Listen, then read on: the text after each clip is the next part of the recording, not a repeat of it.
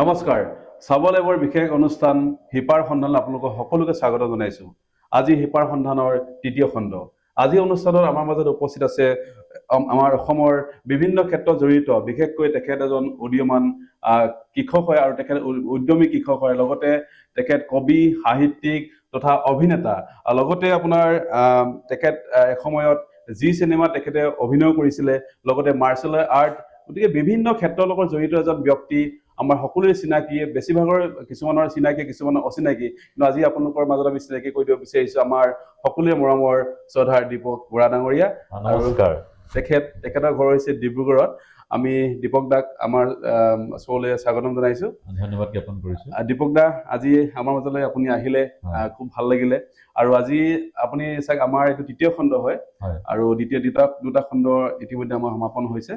আৰু আপুনি জানে যেহেতু হিপাৰ সন্ধান অনুষ্ঠানটো মই আগতে প্ৰথমতে দৰ্শকক ক'ব লাগিব যে আমি হিপাৰ সন্ধান অনুষ্ঠানটো কৰাৰ আগতে মই দাদাৰ লগত কথা পাতিছিলো যে আমি এনেকৈ অনুষ্ঠান এটা কৰিব বিচাৰিছো যে কি অনুষ্ঠানটো নামটো কি ৰাখিলে ভাল হয় আৰু দাদাই অনুষ্ঠানটোৰ নামটো দিছিলে গতিকে দাদাক মই ইছুকলে ধন্যবাদ জ্ঞাপন কৰিছো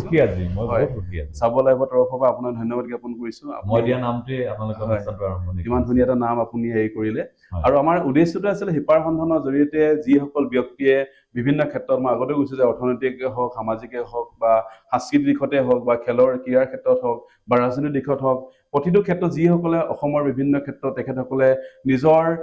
নিজৰ পৰিচয় তেখেতসকলে কিবা দি গৈছে বৰঙণি আগবঢ়াই গৈছে তেখেতসকলৰ লগত লৈ আমি বহাৰ চিন্তা চৰ্চা কৰিছিলো আৰু যিসকল ব্যক্তি আচলতে হিপাটোক মানে এৰি যোৱা নাই হিপা তেখেতসকলে খামুচি ধৰি আছে তেখেতসকলৰ লগত লৈ আমি এই অনুষ্ঠানটো আৰম্ভ কৰাৰ চেষ্টা কৰিছিলো আজি খুব আমাৰ সৌভাগ্য আপুনি আমাৰ মাজত উপস্থিত আছে খুব সুখী হৈছো হয় এতিয়া মই আপোনাক আজি অনুষ্ঠানটোৰ বিষয়ে আপুনি আমাক শুভেচ্ছামূলক হিচাপে দুআষাৰ কওক তাৰপিছতে আপোনাৰ জীৱন শৈশৱৰ পৰা আমি গোটেই আপুনি কিহত কেনেকে ব্যস্ত সেইবিলাক কথা আমি আলোচনা কৰিম আজি আমাক অলপ শুভেচ্ছামূলক হৈছে আপুনি দুআষাৰ প্ৰথমতে মই আহি চাবুৱাৰ আহি সুখী হৈছো আৰু মই টিমটোক বিশেষকৈ মই অশেষ ধন্যবাদ জ্ঞাপন কৰিছো শুভেচ্ছা জ্ঞাপন কৰিছো আৰু প্ৰভু চৰণত প্ৰাৰ্থনা কৰিছো তেওঁলোকে যিটো উদ্দেশ্য লৈ আগবাঢ়িছে সেই যাতে সফল হওক গোটেই পৃথিৱীয়ে তেওঁলোকক জানক আৰু তেওঁলোকৰ কৰ্মৰে গোটেই পৃথিৱীক যাতে চিনাকি দিয়ে তাৰ মই প্ৰভুৰ ওচৰত প্ৰাৰ্থনা কৰিছো আৰু তেওঁলোকৰ কৰ্মৰে যে পৰিচিত হ'ব সেইটো মোৰ অগাধ বিশ্বাস আৰু দ্বিতীয় কথা হ'ল কি মই এটা কথা কৈ যাব বিচাৰো হিপাৰ সন্ধান আচলতে হিপা আমি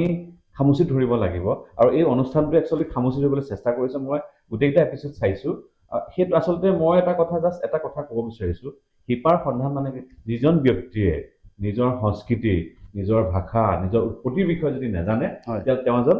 শিপাবিহীন গছৰ দৰে হয় আৰু সেইকাৰণে মই সেই শিপাবিহীন গছটো হ'ব বিচৰা নাই খামুচি ধৰা সেই আকাশ খামুচি ধৰা সেই মাটি সেই অনুভৱটো লৈ এই নামটো মই দিছিলো আচলতে ধন্যবাদ দাদা আপুনি আপোনাৰ নামটোৰে আমি যেটা আৰম্ভ কৰিলো মই আৰু সুখী আশা কৰিম আপোনাৰ আশীৰ্বাদ সদায় থাকিব আমাৰ মাজত ডেফিনেটলি থাকিব দাদা আপুনিতো বিভিন্ন ক্ষেত্ৰৰ লগত জড়িত আপুনি একাধাৰে কবি সাহিত্যিক এফালে আপোনাৰ উদ্যমী কৃষক আৰু তেখেত হৈছে আমাৰ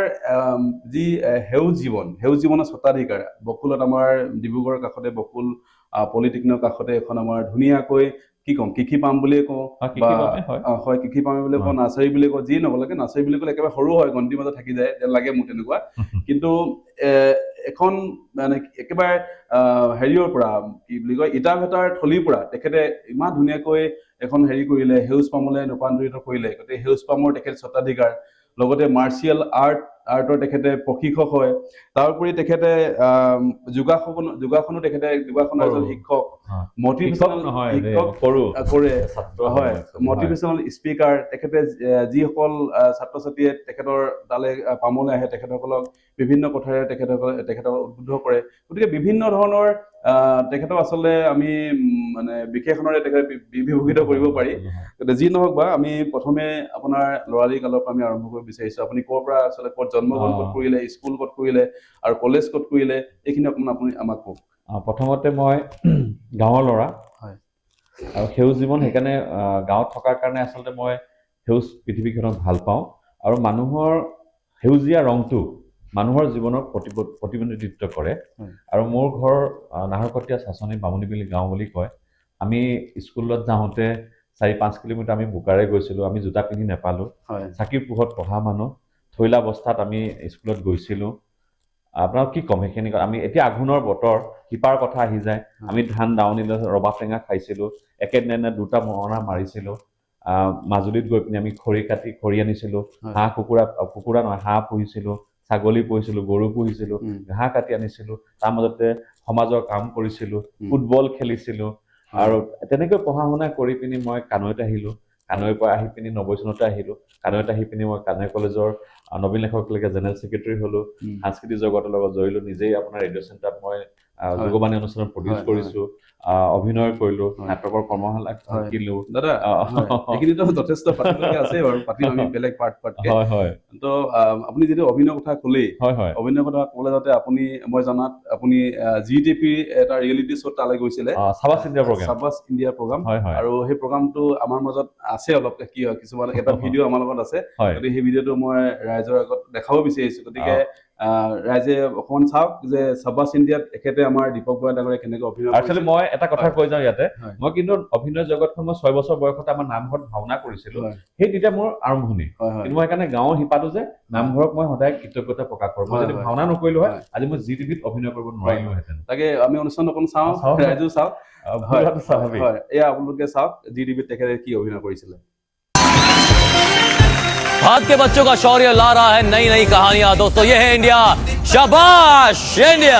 और आप सभी का स्वागत है एक बार फिर दोस्तों भविष्य की तरफ बढ़ते भारत के कदमों में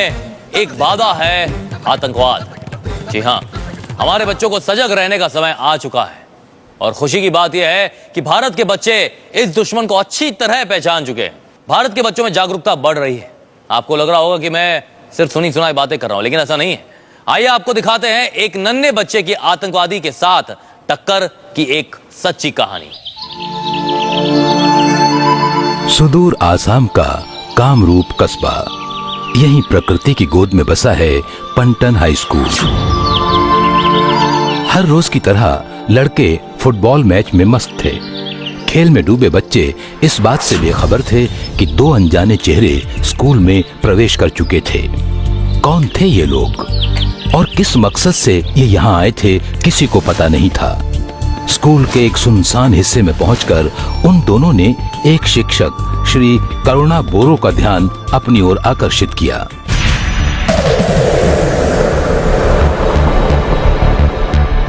उल जलूल बातों में एक शिक्षक को उलझाने के पीछे इनका मकसद कुछ और ही था सर ये स्कूल छुट्टी होने के बाद ये खाली रहता है क्या नहीं स्कूल छुट्टी होने के बाद तो खाली होता है लेकिन ना ये सब सो रहे हैं क्या है कि हमें आपके स्कूल से प्रॉब्लम है स्कूल से प्रॉब्लम है इतने में एक और शिक्षक श्री जतिन दास वहां पहुंचे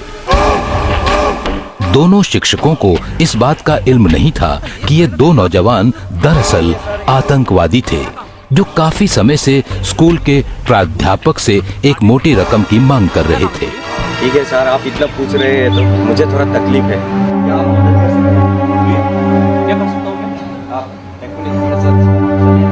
ठीक है आप लोग आइए तो जितेंद्र जी मेरा अभी एक क्लास है मैं क्लास में जाता हूँ ठीक है आप जा सकते हैं आप लोग आइए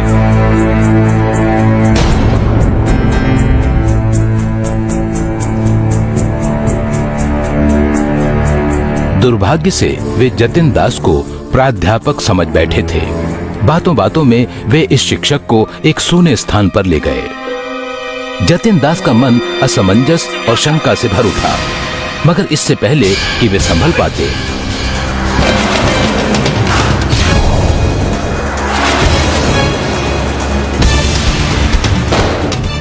गोलियों की आवाज और चीख सुनकर करुणा बोरो उस ओर दौड़े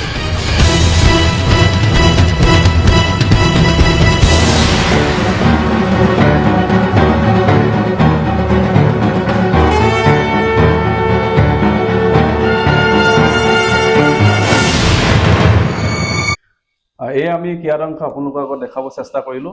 ভিডিঅ'টো আমি বেকগ্ৰাউণ্ডত দেখাই থওঁ আপোনালোকক গতিকে আমি দাদাক ধন্যবাদ জ্ঞাপন কৰিছোঁ ইমান ধুনীয়া এটা অনুষ্ঠান আপুনি গ'ল আচ্ছা দাদা তাতে অনুষ্ঠানটোৰ বিষয়ে অকণ কওক কেনেকুৱা অভিজ্ঞতা কি একচুৱেলি তাৰ হেৰিটো টপিকটো কি আছিলে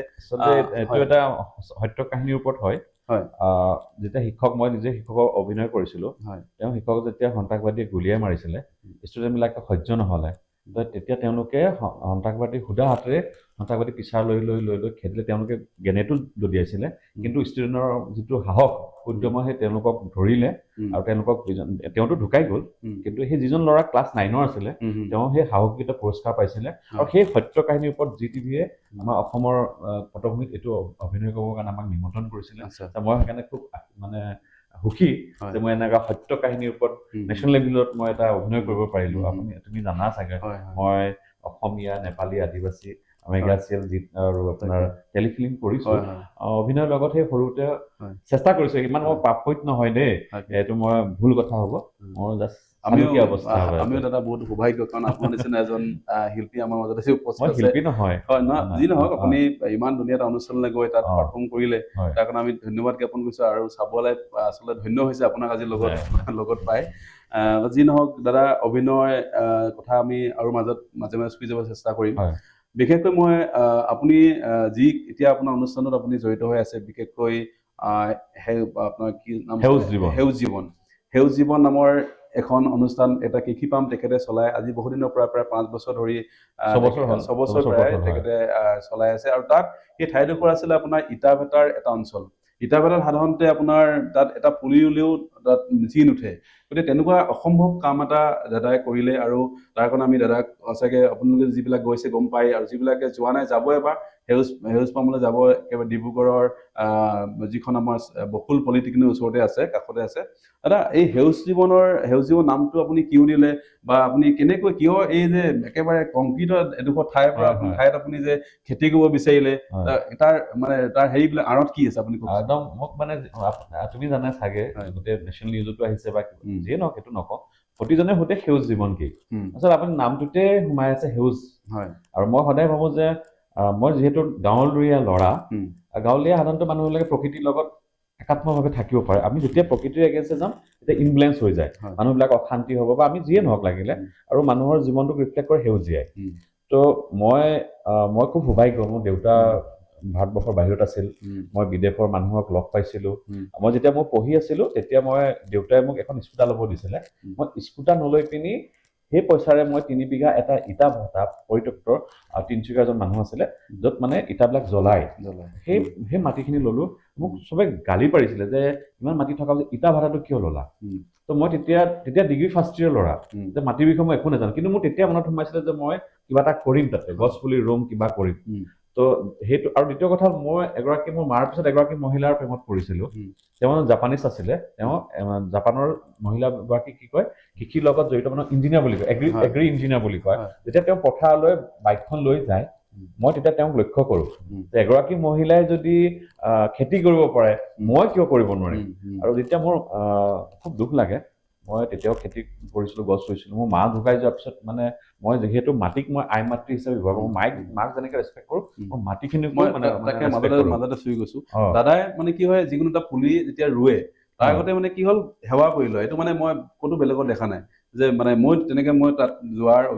অভিজ্ঞতা হৈছে। মই যোৱা বছৰ গৈছিলো, দাদাই মোক মাতিছে তাতে গৈ তেখেতে বোলে অমিতা পুলিতে ৰুলে বা তামোল পুলি যিয়ে নুৰক লাগে, কিন্তু প্ৰথমতে পুলিটো ৰোৱাৰ আগত মানে একদম সেৱা কৰি লয়, ধূপ চাকি জ্বলাই লয়। প্ৰথম কথা মই আধৰুৱা হ'ব কথাটো লৈ পিনি, যেতিয়া পৃথিৱীখন জ্বলাই দিয়া হয়,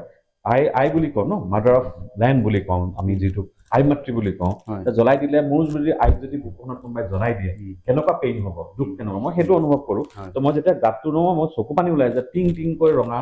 ইটাবিলাক ওলাই, পানী ঢালো। আৰু দ্বিতীয় কথা হ'ল কি, মই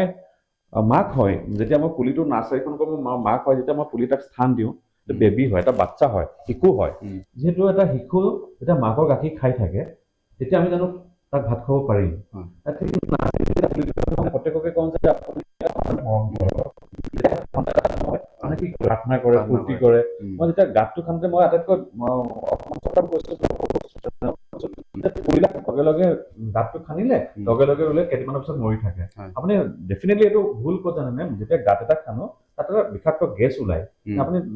বহুত গম পায় মানুহবিলাকে, যেতিয়া কুঁৱাবিলাক নাটবিলাক খান্দিলে বিষাক্ত গেছে মানুহক মাৰি দিয়ে। তেনেকে এটা পুলি এটা গাঁত খান্দি তাত বিষাক্ত গেছ হয়। এতিয়া বেবী এটা বা শিশু এটাক মাকৰ গাখীৰ খাই থকা জন্য ভাত দিব নোৱাৰো, ঠিক তেনেকৈ এটা পুলিক তাক মানে এটা চাইজ দিব লাগে, হয়। এটা তাক আমি কম্প'জ কৰিবলৈ সাৰ চাৰ দি যাতে সি নিজৰ খাদ্যখিনি নিজে খাব পৰাকৈ তাক পৰিৱেশ দিব লাগে, আৰু 5 দিন দিয়াৰ পিছত সেই পৰিৱেশৰ লগত থ'লে সেই পুলিটো তাৰ লগত এডজাষ্ট হ'ব, এডজাষ্ট হৈ পিনি সি খোৱা যেতিয়া আমি ধুনাৰ পৰা খুলি দিম তেতিয়া সি ভয় নাখায়, হয়। চক নাখায়। যেতিয়া আমি প্ৰাৰ্থনা কৰিম, আৰু এটা জাপানৰ যিটো চাইণ্টিষ্ট হয়। তেওঁ এটা প্ৰমাণ কৰিছে, এইটোকে কেমিকেল মেছেজ বুলি দিয়া হয়। যেতিয়া গছ পুলি এটা ভয় খায়, ইজোপাক মেছেজ দিয়ে, বাৰ্তা প্ৰেৰণ কৰে। আৰু যেতিয়া আমি যদি সিহঁতি এটা বেলেগ পৰিৱেশতে চক খায়, ভয় খায় কাৰণে সিহঁতি মানে যিটো গ্ৰথ হ'ব লাগে নহয়। আৰু এইটো চাইন্সো প্ৰমাণ কৰিছে, যদি আপুনি গান শুনাই, প্ৰাৰ্থনা কৰে, মৰম কৰে, যে তাৰ গ্ৰথটো ভাল হয়। আৰু সেইকাৰণে মই প্ৰত্যেককে কওঁ যে মোৰ সন্তানৰ মই লালন পালন কৰোঁ, আৰু মই সেইকাৰণে প্ৰত্যেক পুলিৰ তোমাক মই কৈছো পুলিটো ৰোৱাৰ আগতে এটলিষ্ট প্ৰাৰ্থনা কৰিব, তেতিয়াহ'লে আধ্যাত্মিকৰ লগতে ৰেচপেক্টটো থাকিব, আৰু সেই ৰেচপেক্টটো তেওঁলোকে বুজি পায়। দাদা এতিয়া চাব দেই, বহুত মানে কি হয় দেখা পোৱা যায় সাধাৰণতে, মই দেখিলে বেয়াও লাগে। মানে ময়ো কওঁ মাজে মাজে যে যিহেতু আমিও মানে প্ৰায় প্ৰকৃতিৰ লগত বা গছপুলিৰ লগত লাগি থকা মানুহ হিচাপে কওঁ। এতিয়া আপোনাৰ আমাৰ মৰমৰ শিল্পী জুবিন গাৰ্গ ডাঙৰীয়া ঢুকোৱাৰ পিছত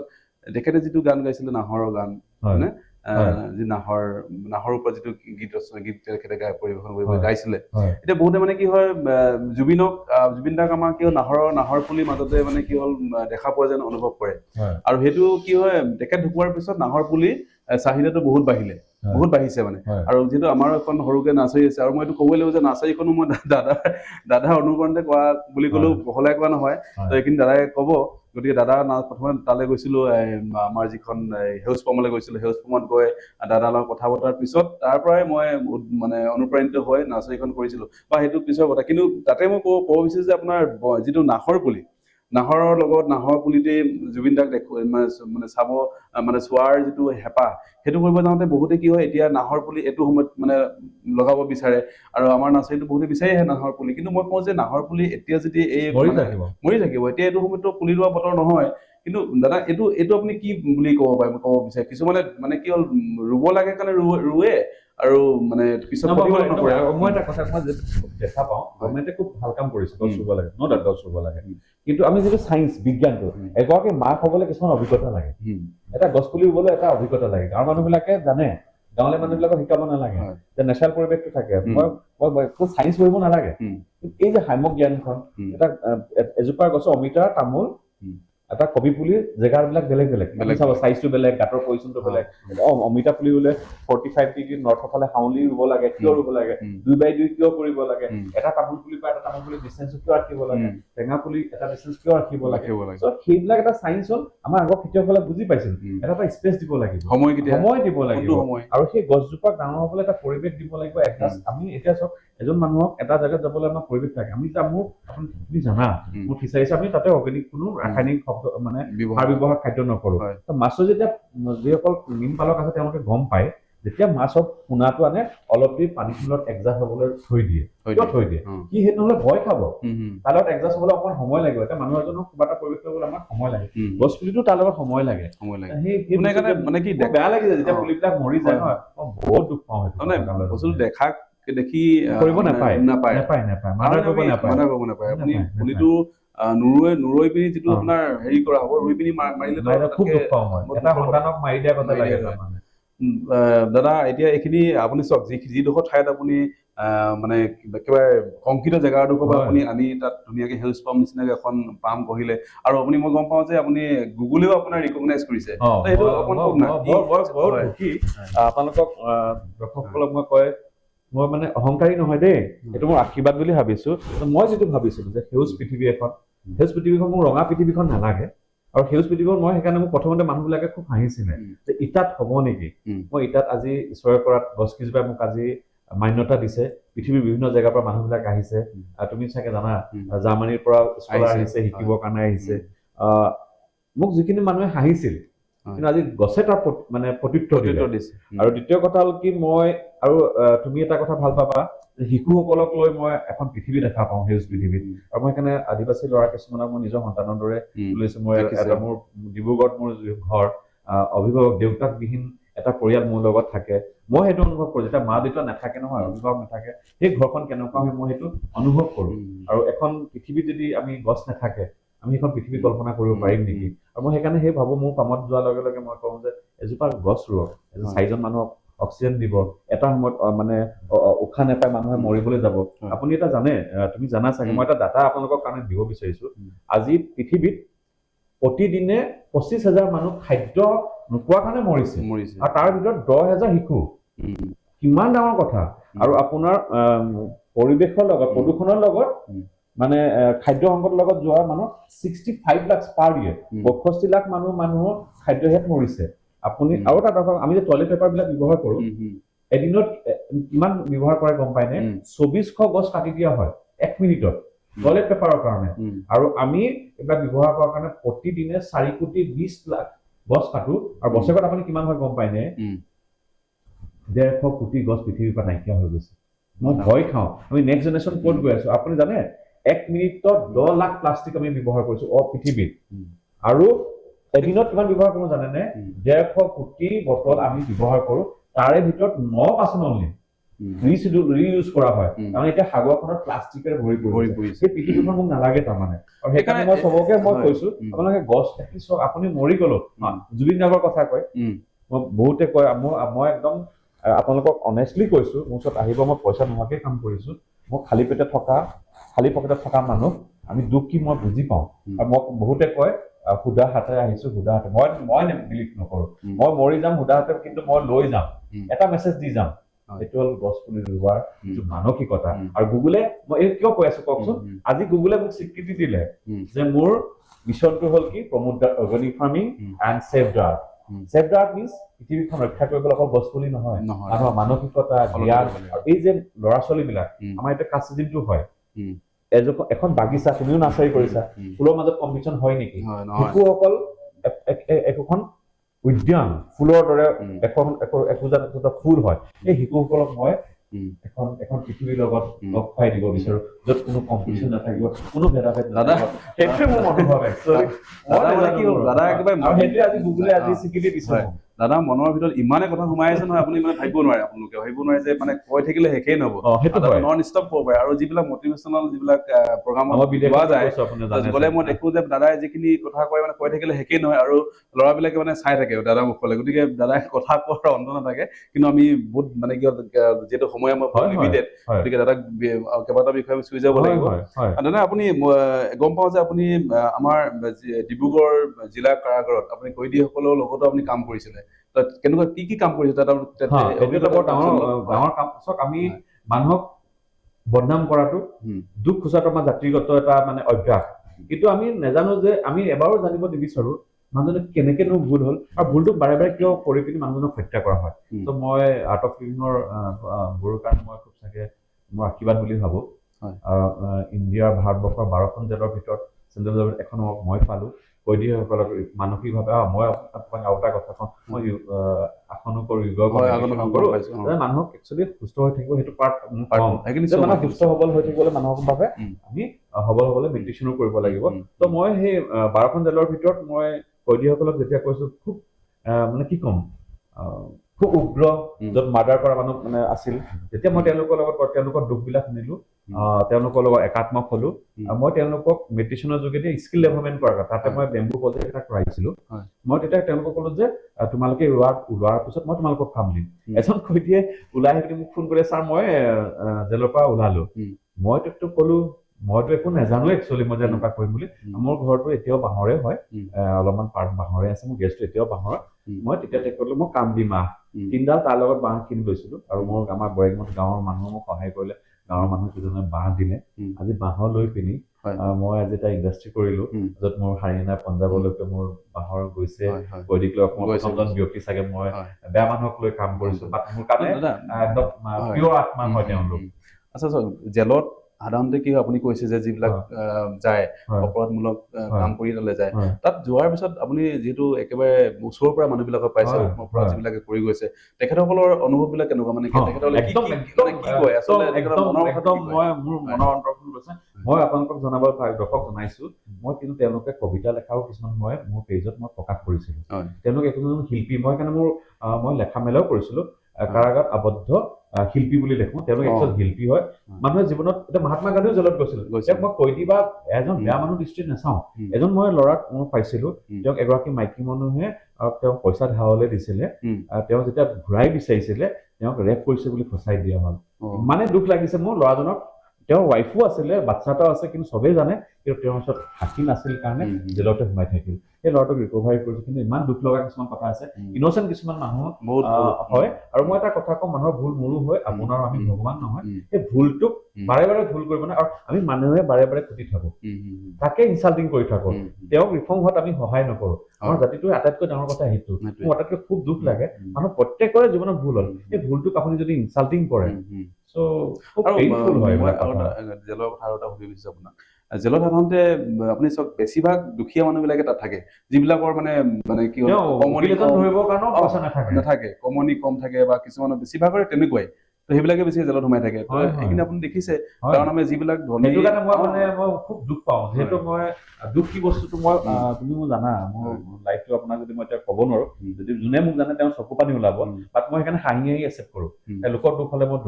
ৰখি থাকিব নোৱাৰো নিজক দেখা পাওঁ সেয়াই আৰু দাদা বহুত ব্যক্তিগত কথা আছে এইখিনি মানে মোৰ চকু পানী ওলাই যায় মই ক'ব নিবিচাৰোঁ ইয়াতে এইখিনি ব্যক্তিগত কিছুমান কথা থাকে বা যি নহওক দাদা এতিয়া আপুনি এজন ভাল মাৰ্চিয়েল আৰ্ট কাৰণ আপুনি এতিয়া প্ৰায় 50 years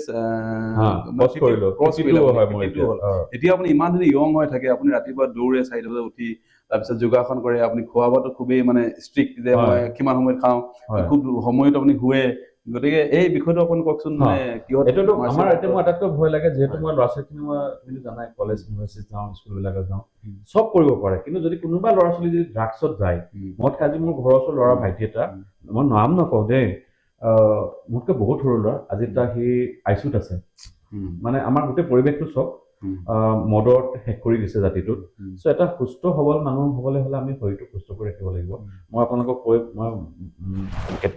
সাজু কৈছোঁ মই অহংকাৰী নহয় দেই মই আজিলৈকে মোৰ মায়ে কৈছে বেয়া বস্তু নাখাবা এতিয়ালৈকে মই তামোল এখনো মই খোৱা নাই আৰু মই নেক্সট জেনেৰেশ্যনক কৈছোঁ যে আপোনালোকে সুস্থ হৈ নাথাকিলে এখন আপুনি অশান্ত দেশ এখনত প্ৰগতি কেতিয়াও নহয় অশান্ত মন এটালৈ কেতিয়াও ভাল কাম হ'ব নোৱাৰে যদি শৰীৰটো নষ্ট হৈ যায় আপুনি যিমানেই কোৱালিফাইড নহয় যিমানেই টকা পইচা নাথাকক চব হৈ যায় মই সেইকাৰণে মোৰ উঠি অহা চামৰ মোৰ ভাইসকলক মোৰ ছাত্ৰ ছাত্ৰীসকলক মই সাজু কৰিছোঁ চব কৰিবা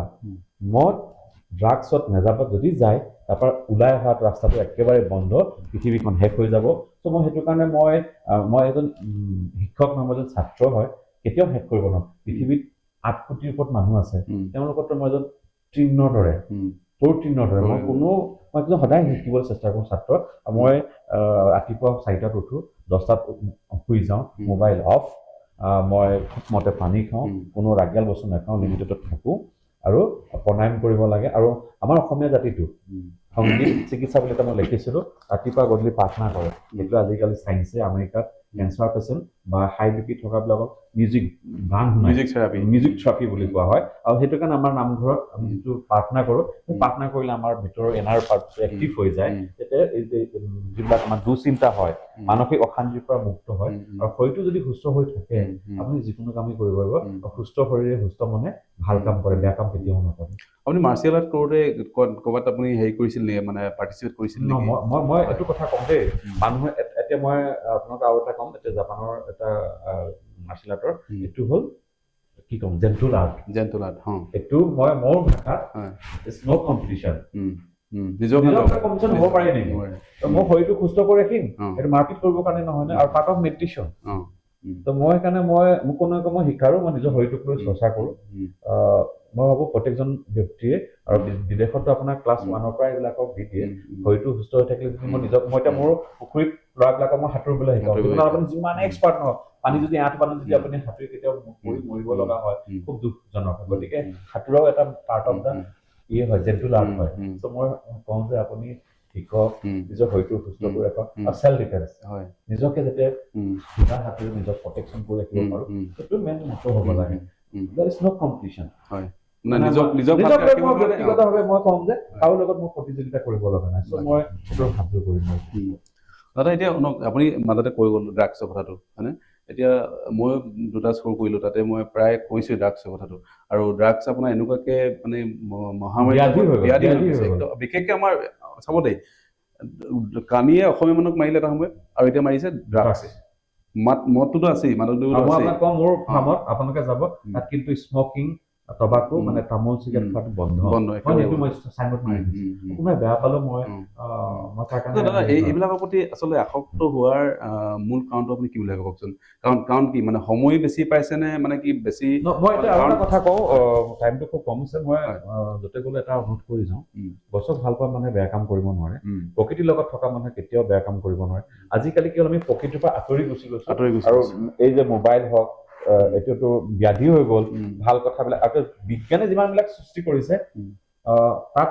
বেয়া কামবিলাক অভিশাপ ক'ত হৈছে নাই মানুহে কৰিছে কিন্তু মানুহে কৰিছে ভগৱানে দিয়া বস্তুবিলাকক লৈ অভিশাপ হোৱা নাই কিন্তু আপুনি গম পাইছে তুমি গম পাইছা চাগে কথাটো আৰু দ্বিতীয় কথা হ'ল কি আজি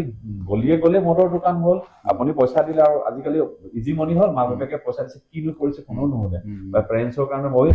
দেউতাক হয় মই ল'ৰাটোক সুধিব লাগিব যে আপুনি কিহত পইচা ক'ত গৈছে মোবাইলটো বা চেক কৰাটো উচিত বুলি ভাবোঁ আৰু সংগ দুখত পৰিও এইবিলাক হৈছে আৰু পইচা ঘটাত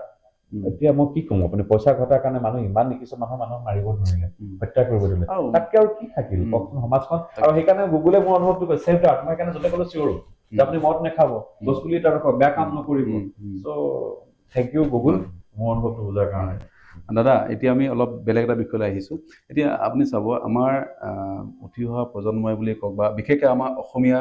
যুৱক যুৱতীসকল বিভিন্ন ক্ষেত্ৰত আগবাঢ়ি বহুতে গৈছে বহুত বাহিৰতো কাম কৰি আছে আৰু চাকৰি ক্ষেত্ৰতো বহুতে আগবাঢ়ি তাৰপিছতো কিন্তু বহুত এখিনি প্ৰায় মই যদি কওঁ প্ৰায় 70% এতিয়াও মানে কি হয় নিজক স্বাৱলম্বী কৰা দিশত বৰ বিশেষ মানে সচেষ্ট হোৱা যেন নালাগে তো এইটো দিশত আপুনি কি ক'ব মানে কেনেকৈ আমি অৰ্থনৈতিকভাৱে কেনেকৈ স্বাৱলম্বী হ'ব একদম পাৰি শুদ্ধ পইণ্ট হয় এইটো টক শ্ব' এটা আমি ইম্পেক্ট যাব লাগিব মই যিহেতু তুমি জানা কভিড টাইমত যেতিয়া আমাৰ ল'ৰাবিলাক মোৰ ষ্টেচনৰ ওচৰতে ল'ৰাবিলাক যেতিয়া যায় মোক খুব দুখ লাগে কম পইচা কিছুমান ল'ৰাক কভিড টাইমত পইচাও নিদিলে ৰুমৰ পৰা উলিয়াই দিছিলে মোক ফোন কৰিলে মই চিনিও নাপাওঁ আৰু ঋতুপৰ্ণ বৰুৱা এম এল এ আছিলে মাতা মোৰ দাদা তেওঁ সহায় কৰিলে মই বহুত ল'ৰাক আমি তাৰপৰা উঠাই দিলোঁ মই তেতিয়া মই কৈছিলোঁ যে আমাৰ বাৰীখন আমাৰ মাটিখিনি আজি আটাইতকৈ দুখৰ অসমীয়া জাতিটো মাটিৰ ভেটিটো হেৰাই গৈছে আমি কেইটামান পইচাৰ কাৰণে মাটিখিনি বিক্ৰী কৰিছোঁ আজি মাটিৰ ভেলু পৃথিৱীত 800 কোটিৰ ওপৰত মানুহ হৈ গ'ল জনসংখ্যা বাঢ়ি গৈছে মাটি নাইকিয়া চব পাব আপুনি পইচা কিন্তু মাটি ক'ত যাব গাঁৱৰ মানুহখিনি কৈছে মাটিখিনি নাপালে সম্পদ হয় 800 কোটি নে 800 কোটি মানুহ আছে পৃথিৱীত 800 কোটি 800 কোটি 8 crores 200 lakhs 8.2 ঠিক আছে চ' সেইখিনি মানুহ এতিয়া জনসংখ্যা বাঢ়ি গৈ আছে আমাৰ গাঁৱৰ মাটি সংকুচিত হৈছে আপোনাৰ মেইন ৰাস্তাৰ মানুহবিলাক আপোনাৰ মনৰ দখলিত নাইকিয়া আপুনি চাকৰি পৃথিৱীখনত চাকৰিৰ সংখ্যা কিমান হ'ব কাম কৰিব আগৰ মানুহবিলাক কি আছে পুখুৰী এটা আছিলে ভঁৰাল আছিলে পাণবাৰীখন আছিলে মই মোৰ তামোল খেতি কৰিছো তামোলত আপোনাৰ পাণত যদি আপুনি মিনিমাম ডাঙৰ পাণজোপাত আপোনাৰ 1 লাখ পাতা হয় ইন ইয়াৰ ঠিক আছে আপুনি 1 লাখ এটকা আপুনি 50 পইচাকে ধৰক 10-15 হাজাৰ টকা এনেই পাব আপুনি আমাৰ কষ্ট নকৰে আৰু আটাইতকৈ সমাজ ব্যৱস্থা কি হয় তুমি পঢ়াৰ পিছত সোধে তুমি কি কৰি আছা মানে আমাৰ মানসিকতা হ'ল চাকৰি লাগে তাক কিয় নুসুধে যে তুমি চাকৰি পাইও যে এজন এণ্টাৰপ্ৰেনাৰ হোৱা এজন উদ্যোগী হোৱা 10টা ল'ৰাক কাম দিয়াৰ ব্যৱস্থাটো কৰা সেই কামৰ মানসিকতা আমি চেঞ্জ কৰিব লাগিব আচ্ছা দাদা এতিয়া আমাৰ ডিফল্ট হৈছে এতিয়া দাদা চাওক এতিয়া চাকৰিমুখী আমি হৈছোঁ বহুতে হৈছোঁ কিন্তু এতিয়া অসমত চাকৰি বুলি ক'লে আমাৰ এতিয়া যদি আমি অসম চৰকাৰে 3rd গ্ৰেড 4th গ্ৰেড বা পুলিচ এইবিলাকতো আমাৰ অসমলৈ সোমাইছে নোহোৱা নহয় কিন্তু এতিয়া লাহে লাহে এনেকুৱা অৱস্থালৈ গতি কৰিছে যে এতিয়া বেছিকৈ আৰ্টিফিচিয়েল ইণ্টেলিজেঞ্চ ইউজ হয় AI ইউজ হৈছে চাট GPT ইউজ হৈছে গতিকে অলপ দিন চাব আপুনি 3rd গ্ৰেডৰ বা 4th গ্ৰেডৰ নিচিনাকৈ চাকৰি দৰকাৰ নোহোৱা নিচিনাকৈ হ'বগৈ কাৰণ এটা আপোনাৰ ডাক আছে AI এগেইনষ্ট এক উলিয়াব লগা কৰিছে ভাৰত চৰকাৰে আপুনি গম পায় যে আমি সেভ কৰিব কথা কৈছে আৰু মই এখন যিখন দুটা কথা কৈছোঁ যিসকল উঠি অহা ছাত্ৰ ছাত্ৰী আছে যিহেতু মই পঢ়াৰ লগতো জড়িত কেইবাখন কলেজৰ লগত মই জড়িত মোৰ ফাৰ্মখন এখন কলেজত MO কৰা আছে যিসকল উচ্চ শিক্ষিত ল'ৰা ছোৱালী মোৰ জাৰ্মানীৰ লগত মই দি দিছোঁ মই পেজত দিয়া আছে মাইটি ইউনিভাৰ্চিটিৰ লগত মোৰ টাই আপ আছে যে পঢ়া শুনা আমি স্কুল ডক্টৰ ইঞ্জিনিয়াৰ নাযাব আকৌ বহুত পৃথিৱীখন অপেন আছে বহুত শিকিব লগা আছে আৰু দ্বিতীয় কথা আমি মাটিত যোনে খামুচি থাকিব মাটিত খামুচি থকাখিনি কিন্তু মৰণ নহয় আমাৰ যিকোনো উঠি অহা ল'ৰাখিনি আছে আমি কি ক'ম বেছি বস্তু বাতিত যাব নালাগে চাকৰি হ'লে হ'ব দিয়ক নোহোৱালৈকে মই কথা ক'বই নিদিওঁ মই আজি তোমাৰ ৱাইফে গভৰ্ণমেণ্ট চাকৰি এৰি পিনি নাৰ্চাৰী কৰিছে চ' এইটো ক্ৰেডিট হয় এইটো তাৰমানে এনেকুৱা মানসিকতা আজি আহিছে মোক ক'ব কৈছো যে চাকৰি পাই চাগে মোৰ ভতিজী APSCত ফাৰ্ষ্ট ক্লাছ হৈছে মোৰ জোঁৱাইও APSCত ওলালে তেওঁলোকে APSC চাকৰি অফিচাৰ চাকৰি এৰি বাহিৰত আকৌ পৰিগতে গুগলত চাকৰি পাইছে মানে মই- মানুহৰ মানে মানসিকতাটো মই এইটো কথা ক'ব বিচাৰিছো মানে মই দাদা এইটো মই চাকৰি পোৱাটো বেয়া বুলি ক'ব খোজা নাই চাকৰি কৰিব লাগিব কিন্তু মই কৈছো চাকৰি আমি দিব কিমান চৰকাৰে আজি ধৰি লওক চাকৰি আৰ্টিফিচিয়েল লাভ নাই। সেইটো এআই দিনত এআই দিনত নোৱাৰে, আপোনাৰ কি হয় বহুত বেছি চাকৰি তেনে নহ'ব কাৰণ এতিয়া সাধাৰণতে এখন চিঠি লিখিবৰ কাৰণে আপুনি ChatGPT ইউজ কৰিলে পটকে চিঠিখন লিখি দিয়ে আৰু কিবা আপোনাৰ ড্ৰাফ্ট বনাবৰ কাৰণে ChatGPT ইউজ কৰিলে পটকে লিখি দিয়ে গুগলে বা ChatGPT গতিকে এনেকুৱা দিনত লাহে লাহে চাকৰিৰ সংখ্যা কমি আহিব গতিকে নিজে যদি স্বাৱলম্বী নহয় তেতিয়াহ'লে অদূৰ ভৱিষ্যতে আমাৰ যথেষ্ট মানে ক্ষতি হোৱা সেইকাৰণে ইকনমিকেলি ল'ৰা ছোৱালীখিনিৰ লগতে আমাৰ অভিভাৱক আমাৰ অসমীয়া সমাজ ব্যৱস্থাই তুমি চাকৰি কৰা ল'ৰাটোক মোৰ এটা ল'ৰা মই নাম নকওঁ সি পাছ কৰাৰ পিছত চাকৰিটো নাপায় দিয়কচোন তাৰ এগৰাকী হেৰি আছিলে লভাৰ্ছ বুলি কওঁ তাৰপিছত সি চাকৰি নকৰাৰ কাৰণে ছোৱালীজনী তাক সি দুখ কৰিছিলে এতিয়া সেই ল'ৰাটোৱে তাক কৈ পিনি সি এতিয়া এৱাৰ্ড পালে খেতি কৰি পিনি কৈছো তোক হ'ব খেতি কৰি আজি মই যে চিনাকি দিছো মই যে খেতিয়ক হিচাপে মই চিনাকি দিছো মই সেইকাৰণে প্ৰাউড ফিল কৰো মই খেতিয়ক হিচাপে তো মানুহে যেতিয়া খেতিয়ক লৈ প্ৰাউড ফিল কৰিব আৰু পৃথিৱীত আপুনি জানিব শিক্ষক আৰু আৰ্মিক মই ৰেচপেক্ট কৰো শিক্ষকে যদি খেতি নকৰে প্ৰডাকশ্যনৰ কাৰণে পইচা দিলে আপুনি খাব নাপাব সেই মেণ্টেলিটি লোক পৃথিৱীখনক ৰক্ষা কৰক আৰু পৃথিৱীৰ লগত যোনে থাকিব নহয় কোনো নোখোৱাকে নাথাকে আপুনি দাদা আজি বহুত দিনৰ কথাই পাতিলো মানে আপোনাৰ ব্যক্তিগত জীৱনৰ কথা পাতিলো হেল্থ শৰ্মাৰ কথা পাতিলো শৰীৰ চৰ্চাৰ লগত জড়িত বিষয়ে পাতিলো এইফালে আপোনাৰ মাৰ্চিয়েল আৰ্ট অভিনয়ৰ কথাও পাতিলো যথেষ্টখিনি পাতিলো আৰু ইমান এটা বহল পৰিৱেশত থকা আপুনি এজন ব্যক্তি আছে চব কথা আমিতো পাতিব নোৱাৰিম ইমান কম সময়তে যি নহয় একেবাৰে শেষত আমি বৰ বেছি নাই আমাৰ হাতত প্ৰায় 5 মিনিটমান সময় আছে এই 5 মিনিটৰ সময়ত আমি দুটামান কথা আপোনাক মই মানে মোৰ কেইটামান মানে জানিবলগীয়া কথা বা কুৱেশ্যন কেইটামান প্ৰায় সুধিব বিচাৰো তাৰ ভিতৰত কেইটামান মই আপোনালৈ ৰাখিছো গতিকে আপুনিও এইকেইটা আপোনাক ক'ব বুলি ভাবিছো মই প্ৰত্যেকে জীৱনৰ সংজ্ঞাটো প্ৰত্যেকে বেলেগ বেলেগ প্ৰত্যেকৰ ক্ষেত্ৰত বেলেগ বেলেগ তো আপোনাৰ দৃষ্টিত আপুনি জীৱন মানে কি বুলি ক'ব মই এটা গীটাৰ শ্লোক ক'ব পাৰোঁ হয় life is like a onion if you love the layer and layer after there is nothing জীৱনটো পিঁয়াজৰ দৰে তুমি বাকলি গুচাই থাকা একো নাই মই সেইকাৰণে একদম simple living think green live green মই কৈছো একদম সেউজীয়াৰ দৰে ভাবা আৰু সেউজীয়াতে জীয়াই থাকা আজি আছো কাইলৈ নাই ন' মেটাৰ মই আজি যিখিনি পাইছো সুখী মই কাইলৈ কি মই তাৰ কাৰণে ভয় নাখাওঁ সেইকাৰণে আমাৰ আটাইতকৈ মই চবকে কওঁ জীৱনত যিখিনি আছে সেইখিনিতে সুখী হোৱা আমাক আপুনি চাওক আপোনাৰ বহুতৰ ঘৰ নাই মই এটা ডাটা এটা দিলো খাদ্য নাপায় আমিতো ঘৰখন আছে চালিটো আছে মোৰ কাপোৰটো আছে কিন্তু মই কাপোৰ নিপিনা মানুহ আছে আৰু আটাইতকৈ ডাঙৰ কথা কি জানেনে মই কয়দীসকলক এটা ভাষণ দিছিলো মই যে value MRP minimum retail price প্ৰত্যেকটো বস্তুৰে এটা মোবাইলটো আছে আমাৰ ফুডটোৰ কাপোৰটোৰ মোৰ MRP আছে চবৰে আছে না মানুহৰ MRP গম পাই নে আপুনি জানে নে নাজানে আপোনাৰ প্ৰাইচটো কিমান ভেলু কিমান এতিয়া ইণ্টাৰনেশ্যনেলি ভেলু 1 crore দিলে এজন মানুহৰ ভেলু 1 কোটি টকা আপুনি যদি আপোনাৰ মানুহৰ জীৱনটো পাইছে আপুনি 1 কোটি টকা সম্পদ এজন মানুহ গতিকে আপুনি দুখ কৰাৰ কাৰণ নাই সো মই সেইকাৰণে আপোনাক কওঁ আপুনি ভগৱানক থেংক ইউ দিয়ক ইউনিভাৰ্চক থেংক ইউ দিয়ক যে আপুনি 1 কোটি টকা সম্পদ এজন মানুহ আপুনি কেনেকে দুখী হ'ব সো মই সেইটো জীৱনটো আজি আছে কালে নাই আজি যিখিনি পাইছো আৰু জীৱনটো মানে কি জীৱনটো আপুনি উপভোগ কৰি আছো মানে ধুনীয়াকে বিন্দাছ কোনে কি ভাবিছে ঠিক আছে লাষ্টত আপোনাক এটা কোৱেশ্যন সুধিছো আপোনাৰ মতে প্ৰেম মানে কি প্ৰেমৰ সংজ্ঞাটো কেনেকুৱা মোৰ লেখিয়াকে চাগে এক্সাম্পল দিবলৈ মই নিজে এটা এক্সাম্পল ত্যাগ নাথাকিলে প্ৰেম কেতিয়াও নাথাকে ত্যাগ যদি কৰিব নোৱাৰে প্ৰেম কৰিবলৈ দম লাগিব প্ৰেম কৰিবলৈ ত্যাগ স্বীকাৰ কৰিব পাৰিব লাগিব তাত কোনো তোলা চামনি নাই দাদা এজন সাংঘাতিক প্ৰেমিক হয় কিন্তু এইটো বিষয়ে বেলেগ ট্ৰেজিক প্ৰেমিক এটা বিষাদৰ এটা হেৰি হয় সেইখিনি আপোনাক ৰিভিল নকৰো বাৰু যি নহওক হয় ৱৰ্ড যদি দিছে আপুনি ৱৰ্ড ৰাখিব লাগে সেইজন যদি পুৰুষ হয় আপুনি কাৰোবাক যদি ৱৰ্ড দিছে আনটিল ইয়ৰ ডেথ মৰা মুহূৰ্তলৈকে সেইটো ৰাখিব লাগিব প্ৰেমিক হ'বলৈ হ'লে প্ৰতিশ্ৰুতি ৰাখিব পাৰিব লাগে আপোনাৰ মতে জীৱন মই বহুতে কয় জীৱন মানে মানুহৰ জীৱন এবাৰে আহে আপুনি বিশ্বাস কৰেনে এইটো মই বিশ্বাস নকৰো কিয় বিশ্বাস নকৰে নেচাৰ এটা থিয়ৰী আছে হয় মই কওঁনে কওক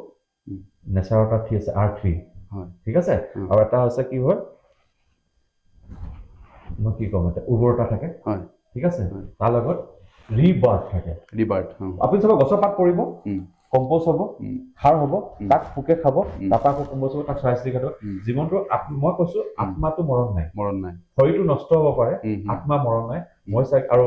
আমি চাগে আগৰ প্ৰজন্মত কিবা এটা আছিলো কাৰণে এনেকে পঢ়িছো আপোনালোকৰ ওচৰত এইটো কস্মিক পাৱাৰ আৰু মানুহৰ শৰীৰটো নষ্ট হ'ব পাৰে আত্মা নহয় আৰু পৃথিৱীত সেইটো এক্সাম্পল হয় গছজোপা মৰি যাব তাৰ শিপা এটা ওলাব তাৰপৰা পুলি এটা ওলাব এইটো ৰিচাৰ্পল হয় আৰু তাক কি কৰা হয় জানে প্ৰকৃতি হয় মানুহ এটা প্ৰকৃতি হয় আৰু আমি ভগৱানৰ অংশ বহুত ধুনীয়াকৈ আপুনি বিশ্লেষণ কৰিলে আৰু একেবাৰে শেষত যিহেতু সেউজ পামৰ লগত আপুনি জড়িত সেউজ পামতে আপুনি সপোন দেখিছে ভৱিষ্যতৰ দিনত সেউজ পামক লৈ আপুনি কেনেকুৱা পৰিকল্পনা কি একদম এটা পৰিকল্পনা কি হ'ল মোৰ তাত যোনে যায় মোৰ তাতে হিন্দু মুছলিম খ্ৰীষ্টান মই হিন্দু মুছলিম ল'ৰা কেইজনমান আছে খ্ৰীষ্টান আছে মই সিহঁতক দি এখন সপোন দেখো য'ত মানুহ থাকিব আত্মাবিলাক থাকিব ধৰ্ম নাথাকিব বিশ্বাস যোনে যোনে কৰিব মতলব নাই এখন ফুলনি বাগিচা দেখা পাওঁ য'ত ফুলৰ মাজত কম্পিটিশ্যন নহ'ব মানুহ থাকিব ফুলে যেনেকে সুগন্ধি গাব আৰু পৃথিৱীখনক মই ৰঙা পৰা এখন সেউজীয়া পৃথিৱী হোৱাটো বিচাৰো আৰু মই তাতে সদায় কিন্তু জৈৱিক বা প্ৰকৃতিৰ লগত যিখিনি থাকিব এখন পৃথিৱী মই মৰাৰ পিছতো সেউজ জীৱন যাতে প্ৰত্যেক জেগাতে এখন সেউজ জীৱন হওক তাৰে মই ভগৱানৰ ওচৰত প্ৰাৰ্থনা কৰিছো ধন্যবাদ দাদা আপোনাৰ মনৰ সপোন পূৰ হোৱা এদিন আৰু একেবাৰে শেষত আপুনি উঠি অহা প্ৰজন্মক অৰ্থনৈতিক বিপ্লৱৰ ক্ষেত্ৰত আপুনি কি ক'ব তেখেতসকলৰ স্বাস্থ্যৰ ক্ষেত্ৰত কি ক'ব থুলমূলকে ক'ব আমি মই অকমান মাটিতে মই যিটো কৰিছো মোৰতো ইটা ভাটাত কৰিছো তোমালোকে হতাশ নহবা মূৰ তুলি জীয়াই থাকিবা কৰ্ম কৰিব লাগিব যিখন মাটি আছে তাকে ইণ্টিগ্ৰেটেড ফাৰ্মিং কৰা অলপ উদ্যমী হ'বলৈ চেষ্টা কৰা উদ্যমী that is called calculated risk factor তোমাৰ সামৰ্থ্যখনে ৰিস্ক ল'ব লাগিব ৰিস্ক নল'লে একো ছাকচেছ নহয় আনে কি কৈছে নকৈছে সেইটো গুৰুত্ব দিব নালাগে পৃথিৱীখন আজিকালি এখন মাৰ্কেট হৈ গ'ল আমি যি ঢেকীয়াটো বিক্ৰী কৰিলো প্ৰডাকশ্যন কৰিলেও বিক্ৰী হ'ব কিন্তু তাকে আমি যদি পেকেজিং কৰোঁ কিবা ধৰণৰ কৰোঁ অলপ তোমালোকে আমাৰ দৰে বা য'ত আছে অভিজ্ঞ মানুহখিনি লগ কৰক তেওঁলোকে কথা কালেকশ্যন কৰক লৈ পিনি শিক্ষাটো লৈ পিনি এটা অলপ শিকিবলৈ চেষ্টা কৰক তাৰপিছত তেওঁলোকে বেছি পইচা ব্যৱহাৰ কৰিব নালাগে নলেজটো প্ৰথমতে অভিজ্ঞতাখিনি গ্ৰহণ কৰক তাৰপিছত তেওঁলোকে আগবাঢ়ি যাওক কেতিয়াও কৰিব লগা আৰু কেতিয়াও মই হাতযোৰ কৰি কৈছোঁ মদ ভাং কপা আঁতৰি থাকক নিজৰ শৰীৰটো যেতিয়া নষ্ট হ'ব মা দেউতা বহুত দুখ পাব পৃথিৱীত মা দেউতাৰ ইমান আপোন মানুহ কোনো নাই মা দেউতাই যদি তোমালোকক মনা কৰে সেইটো মানিব লাগে আৰু শৰীৰ থকা মানে জীৱনটো থাকিব আৰু ভগৱানৰ আমি উই আৰ গড গিফটেড আমি গডছ এঞ্জেল আমি কি কওঁ দেৱদূত হয় গতিকে নষ্ট কৰিব নাপায় শৰীৰটো মই ভাবোঁ ভগৱানৰ ওপৰত প্ৰাৰ্থনা কৰি নিজৰ ওপৰত বিশ্বাস ৰাখক আৰু আমাৰ পৰা যদি কিবা সহযোগিতা লাগে মই আপোনালোকক এই চেনেলৰ যোগেদি কৈছোঁ আহক আমি সকলোৱে একে হাত ধৰাধৰিকৈ লৈ পৃথিৱীখনক আমি ৰক্ষা কৰিম আৰু পৃথিৱীখনক ৰক্ষা কৰিব দিলে আমি নিজেও ৰক্ষা কৰিব পাৰিম ধন্যবাদ মোৰ সেইটোৱে ধন্যবাদ দাদা আপুনি বহুতখিনি কথাই আজি আমি আমাৰ চেনেলত আপুনি বিশ্লেষণ কৰিলে আৰু আশা কৰিছোঁ ভৱিষ্যতৰ দিনত আমাৰ উঠি অহা প্ৰজন্মবিলাকে আপোনাৰ কথাখিনি মনত ৰাখি আগবাঢ়ি যাব আৰু অৰ্থনৈতিক বিপ্লৱে আৰু আমাৰ সমাজখন আগবাঢ়ি নিব পাৰিব তাৰ আগতে নিজক আচলতে স্বাস্থ্যৰ প্ৰতি যতন লৈ আৰু ভাল ধৰণে থাকিবৰ কাৰণে চেষ্টা কৰিব লাগিব এইখিনি কথা মূল মন্ত্ৰ আজি আৰু বৰ বিশেষ দীঘলীয়া নকওঁ দাদা আপোনাৰ মোৰ কিবা কওঁতে যদি কিবা আপোনালোকৰ ওচৰত ভুল হৈছে হাতযোৰ ক্ষমা কৰিছোঁ ভুলখিনি ক্ষমা কৰিব আৰু মোক এইখন সময় দিয়াৰ কাৰণে চাব লাগিব